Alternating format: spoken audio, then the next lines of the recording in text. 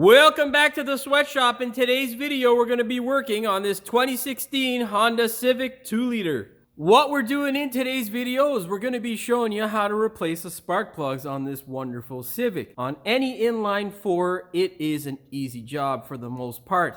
If you have a Subaru, well, you can check out one of my other videos where the tears will flow from thy face as you try to replace spark plugs on a Subaru, as it can be a pain in the ass. But no such trouble here. This is going to be a nice, easy video, so I'll probably end up editing this weekend because it'll be nice and small, provided I don't ramble so much and Carlos doesn't interrupt in the background. That being said, if you are going to do this job, make sure you get yourself some quality plugs, NGK or Denso. Don't get Bosch, don't get Champion, Autolite, or any other brand. Contrary to popular belief, buying Champion spark plugs does not make you a champion. It actually makes you the opposite because they suck. NGK or Denso, that's your solution. That being said, do me a big favor. Hit that subscribe button as well as the notification bell so you never miss one of my new videos. Now, let's open up the hood. We'll take a look at stuff and I'll show you where your spark plugs are. This, of course, is our wonderful engine bay. This is our engine. Underneath this ugly little plastic cover is where our coils sit. And underneath our coils are our wonderful spark plugs. What we need to do is get a 10 mil and remove this plastic this plastic cover. Yeah.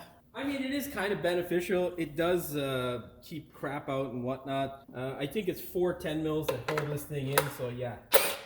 Whatever you do, don't lose them. That's the key to success. If you do lose them, well, maybe stop there and stop doing the job.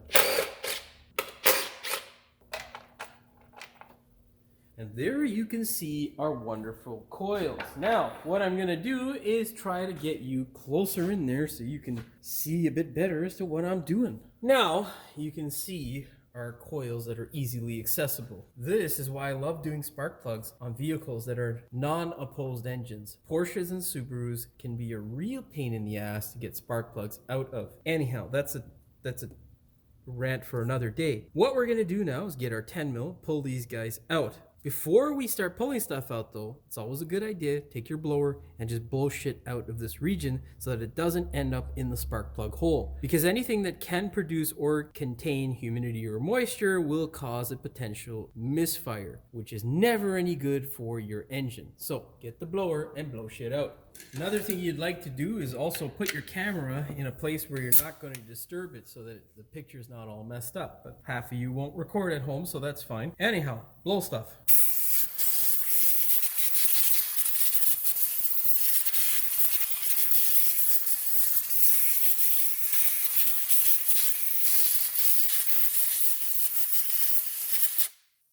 Get your 10 mil.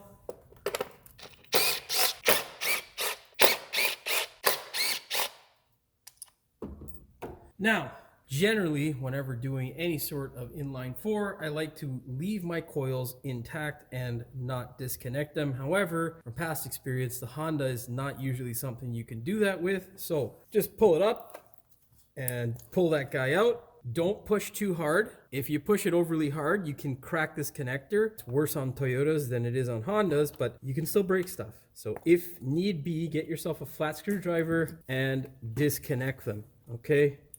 Whatever you do, don't break shit. It's always a bad idea.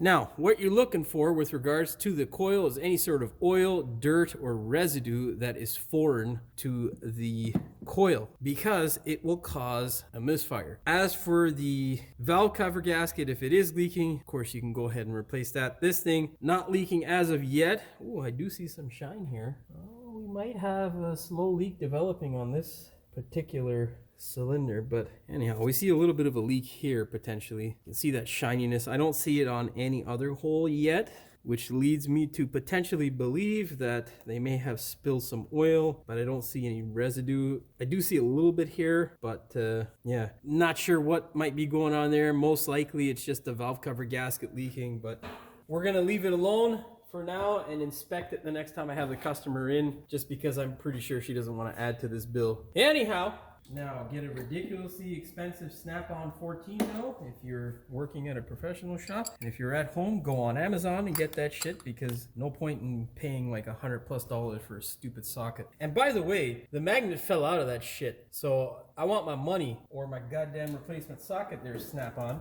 I think that's the one thing I can say with Snap-on. The warranty's pretty good, but you know, can be a pain in the ass.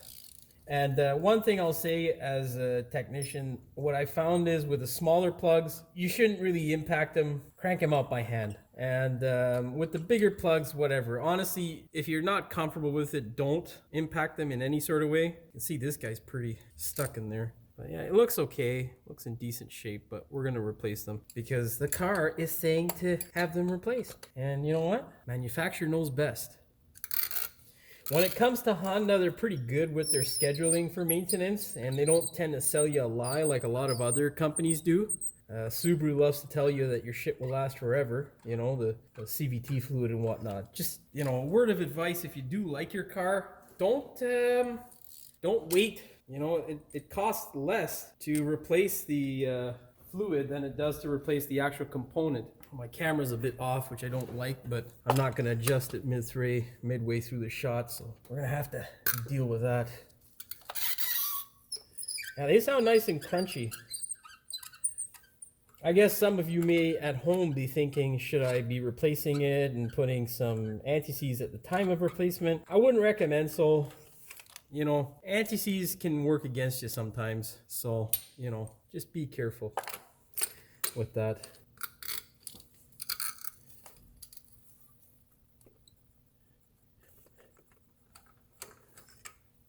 Okay, now you want to mix your plugs up, make sure you keep them lined up properly. And now we go to the bench, inspect them, compare them and the numbers to the new plug to make sure we have the correct replacement. Now, most important thing whenever you are replacing spark plugs is to compare the numbers. You want to make sure that you're getting the exact same part number or that you're confident in the part number that you're putting in there. So you want to start with this part number here. What's necessarily on the box doesn't necessarily always mean you're going to get what you are looking for, because people move things, they replace stuff. So always verify on the plug itself. Next thing you want to do is verify the gap. So what you want to do is take a look at those electrodes. You can see they virtually look the same, but that doesn't tell the whole story. You can see here, this is what the gap is for ours. It is basically 0.39, okay, thou, okay? And whenever you're checking the gap on these things, be very, very, very gentle. You do not want to break off one of those electrodes. On this plug here, you can see our gap is actually just out of spec. It's like basically 44.5 thou. I believe the service limit for those plugs is 0.43 thou. And yeah, it doesn't sound like much, but constantly overworking your coil to make the spark jump the spark plug will lead to you replacing coils. Although these guys are pretty damn expensive, coils are much more expensive. So replace your spark plugs when need be. The other thing you want to do with your old spark plugs is make sure all of the tips are attached. A lot of times when people gap things or they look at the spark plug with and use this little tool here, they can break those tips off. Those tips can come off. I don't think I've only ever had one spark plug, and I think that was damaged due to human error because they had shoved it in and then couldn't get the goddamn gap tool out. But if those pieces, those small little pieces, end up in your engine, it will wreak havoc. Those things are super hard. It can destroy all kinds of potential things if it doesn't jump out of your combustion chamber. Like you can destroy pistons, rings, your cylinder wall and all that stuff and whatnot. So make sure all of those little tips are accounted for. Same thing on your new plugs. Be very gentle when you're gapping them. Make sure you take a look at the porcelain and whatnot to make sure there's no cracking and whatnot. These things, although they are, manufactured at a great manufacturer like NGK, mistakes happen. People drop the boxes and whatnot. Check all the gaps before you put them in the car. Yeah, I stress that because we've had horror stories before in my local neighborhood with other mechanics who have had, issues, or you get a guy who recommends you a car that's, oh, well, we replaced this, we replaced that, and it's still misfiring and all this other shit. And truthfully, man, it's usually human error or people doing stupid things. So inspect all your stuff. and then install. All right, I'm gonna stop rambling and do that off camera. I shall be back. Very important, whenever installing spark plugs, make sure your socket isn't gonna allow the spark plug just to drop right into the hole, okay? This snap-on one lost its goddamn magnet, so I should be getting a new one eventually, but you know, bit of a pain in the ass. Last thing you wanna do is drop it and then screw up the gap or break off a piece of the electrode or whatever and have that fall into your engine. Anything is potentially possible. So what you're gonna do now, take your spark plug, make sure it doesn't easily come out, slowly slide it into the hole, and then just simply tighten it down by hand. You can run them up with a gun, but I wouldn't suggest so unless you're extremely comfortable with how you use your gun. Still not advisable though. Snug it up a bit. And just to show you that, you know, mistakes do happen, all of the spark plugs were at about 40 thou or 39 thou. One spark plug was at 43, which would put it just in spec, but it's going to expand over time. So that kind of stuff can lead to imbalances. It can lead to, you know, well, issues that tissues won't solve, misfires and whatnot. So you don't want that. No one wants issues that tissues won't solve. So make sure you double check everything. That's what takes the time, to be honest. Like, changing of the spark plugs is actually pretty damn easy. It's just doing your, you know, the proper procedure to ensure that you're not going to have issues is what takes time. Okay, now grab your torque wrench, set it to 16 foot-pounds or 20 Newton meters. Spectacular! Grab your coils, make sure you wipe them down if there's any residue on them, and slide them into place. If you mix them up, not a problem necessarily, but for diagnosis and clarity, it's always nice to put them back in the same hole from which they came out of.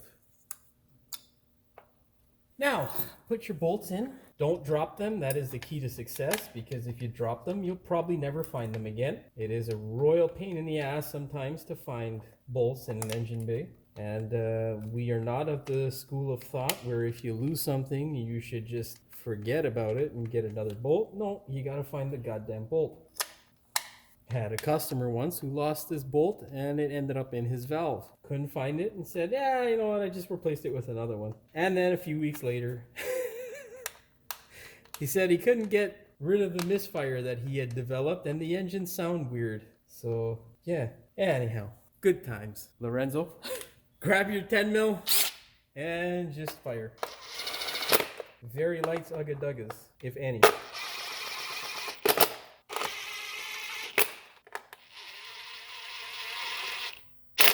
That one's a little bit too much. La la la la la la la la la la la. Torque spec for these wonderful 10 mil bolts is 9 foot-pounds or 12 Newton meters. Oh, perfect. We didn't over-tighten it. Nice. Now, simply slide your connectors back home. Listen for the wonderful click. Now, get a little plastic cover like this. You can apply a little bit of anti-seize to the end of the bolt just so that the plastic insert never gets ripped out of this stupid thing. And yeah, thread them up by hand. Oh, you know what? I feel like I'm forgetting something. It's okay to back up and double check. Not a problem. No, we're good. Thread them up by hand as best you can or with a socket.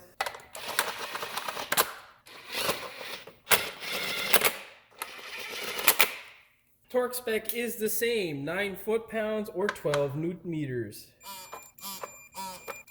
That is it. We are good to go.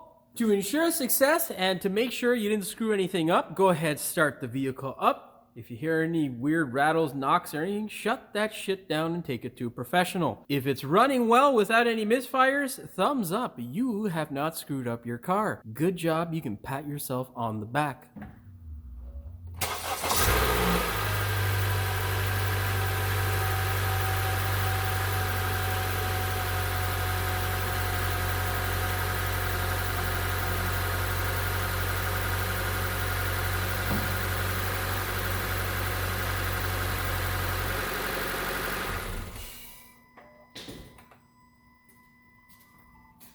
As you can see, our wonderful 2-liter has not imploded or exploded, so we are good to go. Thumbs up. Well, that's all she wrote for this one. Hopefully you found the video entertaining as well as informative. If you did, please like, share, and subscribe. Don't forget to hit the notification bell so you never miss one of my new videos. And as always, thanks for watching. We will see you in the next one. Peace! What we're doing in today's video is we're going to be showing you how to replace the spark plugs on this 2016 Civic. Definitely a really easy job, as it is on any inline 4. Fuck, Carlos, you motherfucker. You know this guy?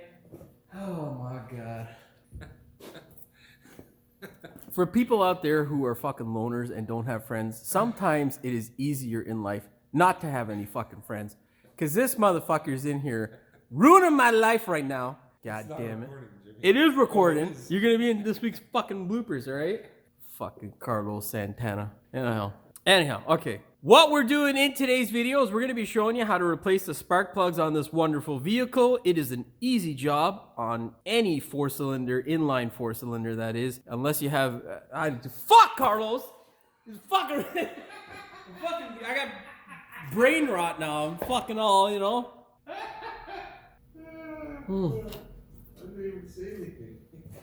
My head's all fucking discombobulated. All right. I think that's it. Fuck. I don't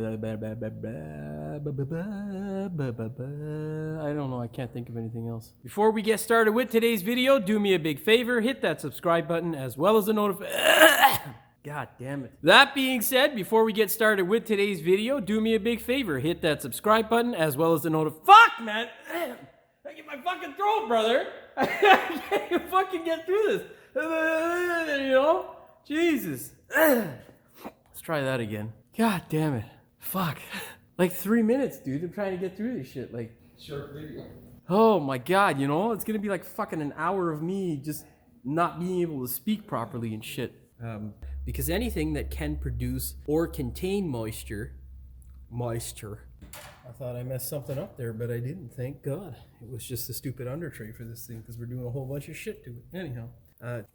Whoa. Did you see that? Yeah. My camera almost went for a dive there and decided to just, you know, get a 10-inch extensione. That is not a 5/8. That's not a 5/8 socket, brother. That means that thing's a 14 mil. Stupid idiots. For here, on this plug, for here, tricky little fucker, this one. Now, to ensure success and made sure, oh my god. I don't know, I can't think of anything else.